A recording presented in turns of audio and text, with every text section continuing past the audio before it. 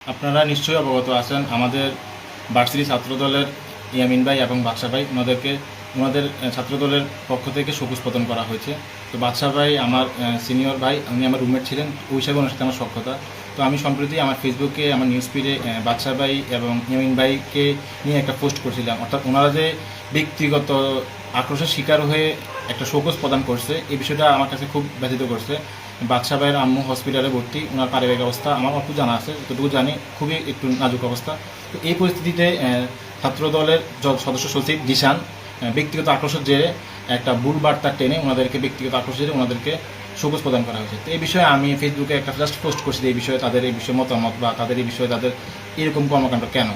পাশাপাশি বর্তমান যিনি পিডি ছিলেন, ওই পিডির কিছু দুর্নীতিগ্রস্ত ডকুমেন্ট ফেসবুকে ভাইরাল হয়েছে আমাদের ভার্সিটির। তো এই বিষয়ে আমি কিছু মতামত তুলেছি। দুইটা পয়েন্ট, আমাদের এমিন ভাই, বাদশা ভাই, শৌকত এবং পিডির দুর্নীতির বিরুদ্ধে কিছু তথ্য তুলে ধরা আর কি। জাস্ট আমি আমার মতো করে, কাউকে ইন্ডিকেট করে না, আমি আমার মতো করে এক নিরপেক্ষভাবে নিউট্রালভাবে আমি কথাগুলো বলছি আমার নিউজ ফিডে।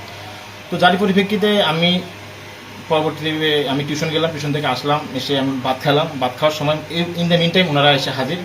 দেখলাম দরজা নক করতে থেকে দরজা নক করলো জিশান এবং নাসিরুদ্দিন অর্ণব ভাই।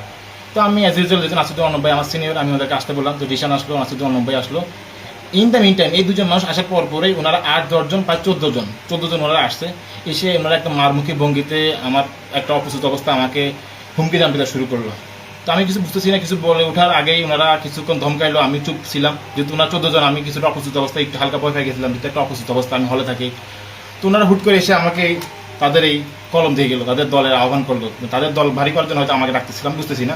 পরবর্তী দেখলাম তারা আমাকে একটা ডিপ্রেশনমূলক একটি অ্যান্টি ডিপ্রেশন ওষুধ দিল, যেটা একটি মরণাত্মক ওষুধ, যদি ভুল না করি।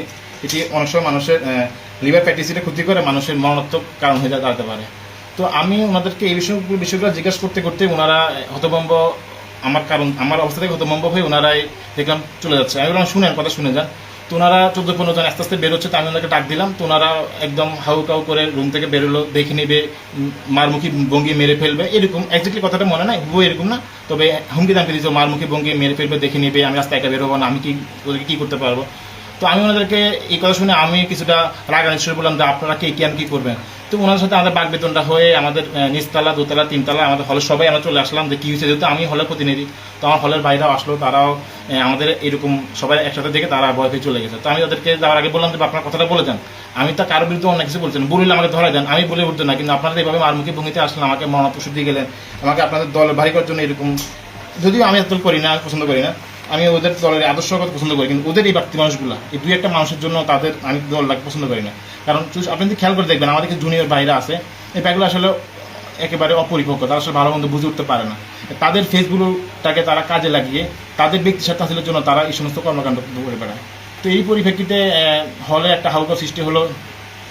তিনতলা, দোতলা, নিচতলা সবাই আমরা আসলাম। আসার পরে আমাদের টিচাররা আসলো, হল প্রক্টর স্যার, হল প্রভোস্ট স্যার এবং আমাদের গৌরব স্যারও আসছে। তো ওনারা এসে আমাদেরকে বুঝালো যে তোমরা নিরাপত্তাহীনতার দরকার না, আমরা তোমাদের সাথে আসি, পাশে আসি, তোমরা একটা অভিযোগ দাও, আমরা এর বিরুদ্ধে একটা স্টেপ গ্রহণ করবো এবং বিসি স্যারের বিষয়ে অবগত আছে।